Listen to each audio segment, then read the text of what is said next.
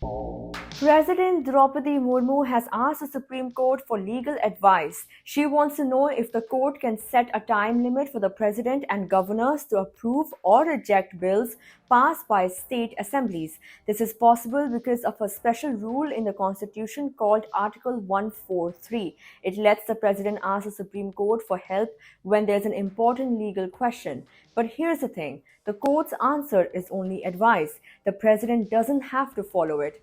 This request came after a court decision on April 8. In that decision, the Supreme Court said the president must decide on such bills within 3 months. That decision came after Tamil Nadu's governor R.N. Ravi delayed approving 10 bills. The court said that was not okay and cancelled the governor's decision. Now, the president is asking, can the Supreme Court really tell her how quickly she must decide on a bill? Let's take a moment to understand what advisory power means. The Supreme Court doesn't always give answers when the president asks. It can choose to answer or not. In the past, it has said no in some big cases. For example, in 1993, the president asked the court for its opinion on the Ayodhya dispute. The court refused. It said the issue was already being handled in another case and giving an opinion would be unfair. Another time in 1982, the president asked about a law related to people returning to Jammu and Kashmir from Pakistan. The court didn't answer that either because the law was already passed and being challenged separately. Also, the court has said before it can't use Article 143 to change or cancel one of its past judgments.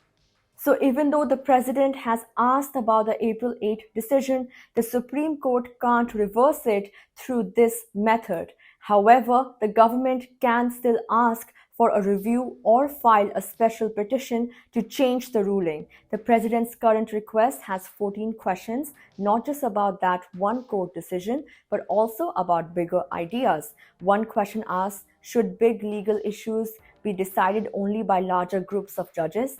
Another question asks about the court's special power to do complete justice and how far that power can go. One final question asks, in which kind of fights between the center and the states can courts step in and make decisions? So, what's the bigger picture? This is really about the balance of power between the center and the states, between the president and the court, and between parliament and the judiciary. Some governors, like R.N. Ravi in Tamil Nadu, are appointed by the center, but they are not approving bills passed by state governments. That's causing tension.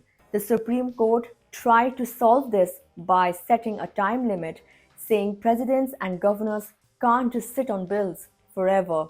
But now the government is worried, is the court getting too involved in decisions that belong to elected leaders? Even Vice President Jagdeep has raised this concern. He says the parliament should be supreme and courts should not cross their limits.